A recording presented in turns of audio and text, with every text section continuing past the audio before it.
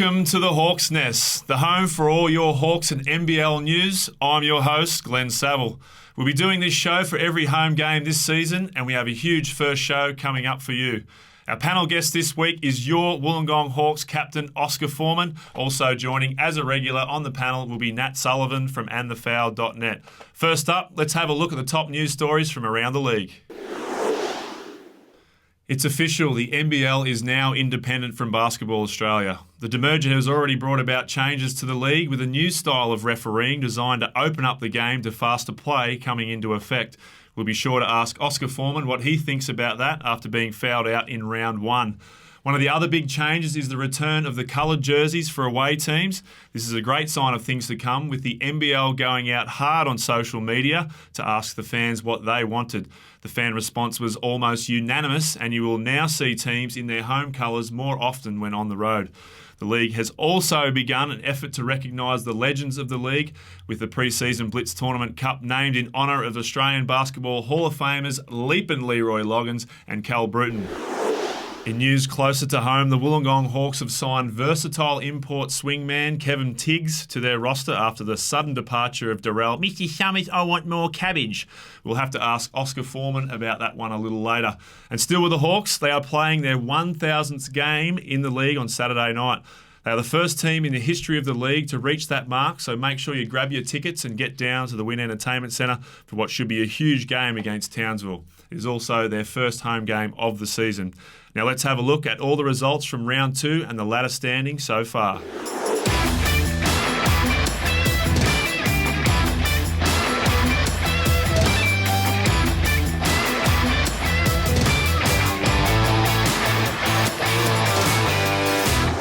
The NBL 2013-14 season is already underway, but a few weeks ago we sent Hawks Nest field correspondent Asa Schuster to the NBL launch at Moore Park in Sydney to catch all the action. Here is what he brought back.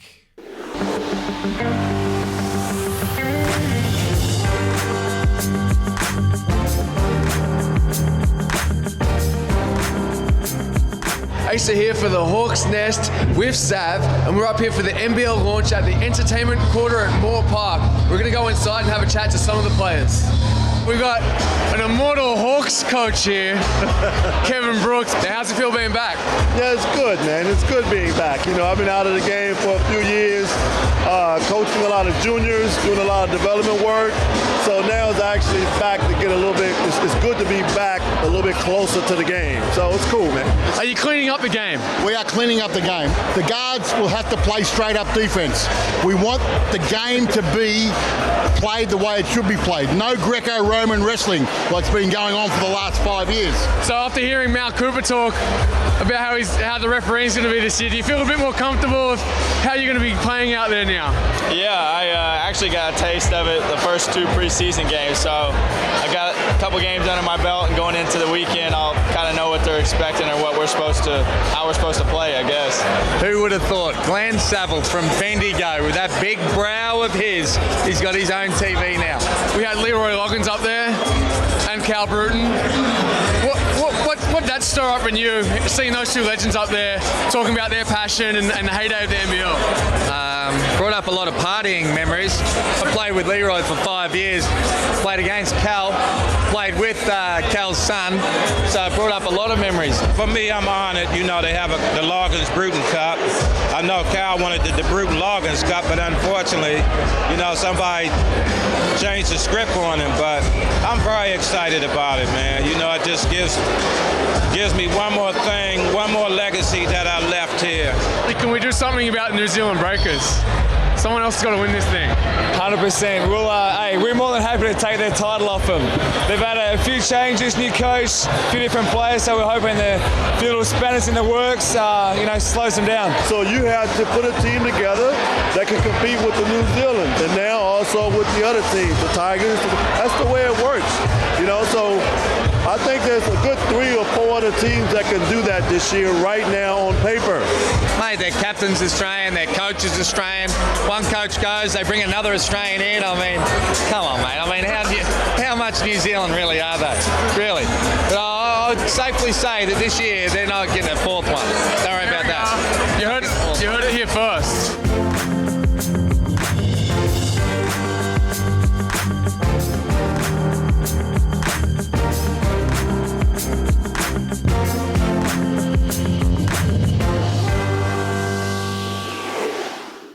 Welcome back to the show. This week on the panel, we have my former teammate and Hawks captain, Oscar Foreman, and from andthefoul.net, Nat Sullivan. Welcome to the show, boys. Aussie, we've already talked about it, this new refereeing system. Would I have been fouled out every game of the entire season? You would have beaten me. Took me 16 minutes. I reckon you would have been under 10. It's something in pre-season that I struggled with, and once again in the game, I guess nerves, new venue, first game of the season, a couple of early ones put me on the bench, and it's not something I can continue doing. I'm getting restricted court time just because some simple fouls, a couple of slaps of the hand and wrong times and giving up and ones, which isn't great at all. Does that mean they're not letting the big fellas bang bodies a little bit more than that? Like, I can see where they can do it with the guards and the ball handlers and all that kind of stuff, but where is it affecting the big guys? Is it the same for everyone? If you just caught out of position, that's the thing that really gets you. There's a couple of lazy ones. I know Groups had one, a 94-foot foul, where he's trying to deny Karen Johnson the ball inbounding, and he runs through his hand, he gets a foul. You argue if it's a 50-50, but that affects you later in the game. Getting that second foul in that first quarter sits you on the bench for another 5-6 minutes. Nat, watching the game so far, what's your take on this new refereeing? I think it's obviously fouls getting called every 2 seconds probably gets pretty boring, but once the players adjust to it, it'd be great. I mean, the scores have obviously already jumped up, about 8 points a game extra, so I think, as long as the players can adjust to it nice and quickly, it should be a nice transition over. Is that what it's all going to be about? Just more points on the board? Is that what the fans want to see? Everyone wants to see less D? Yeah, pretty much. I'm for that. Everyone wants to go back to 12-minute quarters, and I guess it's kind of like a nice, smooth transition to try. And if we can't go back to 12-minute quarters because of the TV deal, then this is, I guess, a nice second prize. Well, Aussie's 30 now, so he's still happy with 40-minute games, aren't you? Look, 25, but anyway, I've been waiting 10 years for this no defence rule to come into play. Been modelling my game ready. Now, you've talked about this foul out a lot. We had someone on the ground there took a photo of Gordy when you came off and you sat down the end of the bench. Is that the face that you saw? I see that face a lot during training, during games. Every time I look at him, it's like, what are you doing? It's either that or the pulling the hair out yelling. Okay, it's like a rabid bulldog out there. Yeah. The Darrell Summers, Mr. Summers, departure. What was that all about? Look, from our point of view, it's unfortunate. We, as a team, we help him get up to speed. Trainings were affected, as when you bring a new guy in. At least on our point of view, at least he had the nuts to come in and say to us, "Look, guys, I'm leaving. This is the reason. It's nothing to do with you guys. It's personal situations. I need to look after my family, financially wise." So he left, and we've got a new guy in, Kevin Tiggs. Only had 2 trainings so far, but he seems like he'll be able to give us something. And he's a good guy. Does he wear socks to the beach? He does not wear socks to the beach, no. He did get to the beach, do a few wind sprints yelling out, Baywatch, Baywatch, the whole way up and down. Other than that, no socks. As long as he can swim. We're not sure. On the imports, the new fella? Yeah, seems pretty good. Rodney, once again, Rodney's fantastic off the court. Rodney had a little bit of a run-in with a sea snake the other day, which turned out to be a belt in the water. He still shat himself, but other than that, Kevin seems to be like a great guy. He's picking stuff up quickly, so hopefully another few training sessions and he'll be right up to speed. For the fans that haven't seen Tiggs yet, what sort of game does he bring? He's a hard worker. He's a left-handed hard worker that's just he tries to get to the rack. He's not a outstanding shooter, but we don't need that, I don't think. That's because you're comparing everyone to yourself. That's the problem. Well, yeah, we have set a high standard, and even once you left, the percentages raised a little, some would argue. Whoa. We've always been fantastic shooters on board, so we don't need a standout shooter.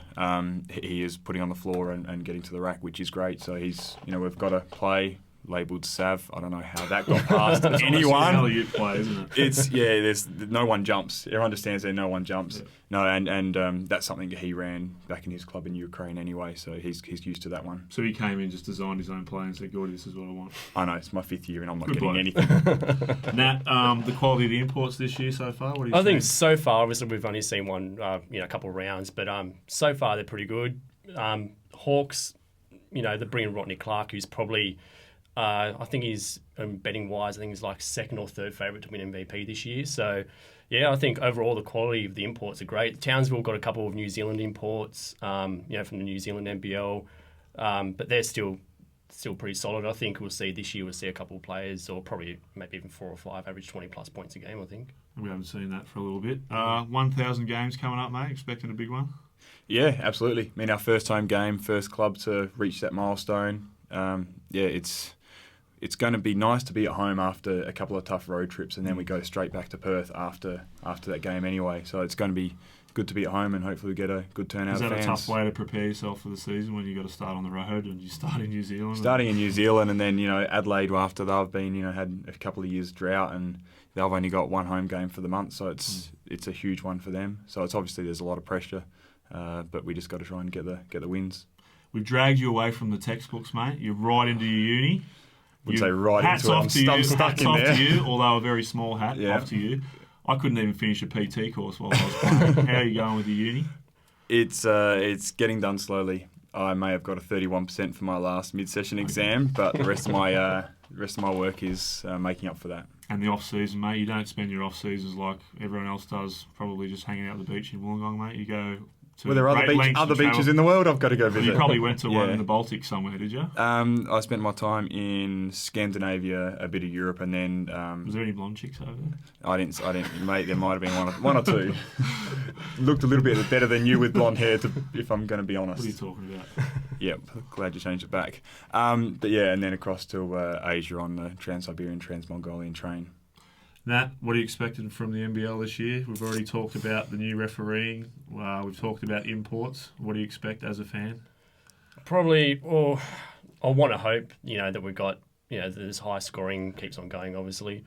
And basically that the NBL keeps doing what they've been doing at the moment, which is listen to fans. They've done the jersey swap up with the coloured jerseys, and it seems as though that they're really interested in actually listening and taking action when fans talk. So hopefully that's just a sign of things to come, pretty much. Okay, boys, thanks for joining me on the inaugural Hawks Nest with Sav. That's where we're going to leave it for this week. That's our show for this week. The next show will be up on Friday, the 1st of November. In the meantime, you can follow us on Facebook and Twitter. I want to give a big shout out to our microphone sponsors, Rode, a great Australian company. Thanks for their support and our sexy microphones. Don't forget, it's not too late to grab tickets for the Hawks' 1000th NBL game against Townsville this weekend. Go to tickettech.com.au. I'm Glenn Saville. You've been watching the Hawks Nest, and we'll see you next time.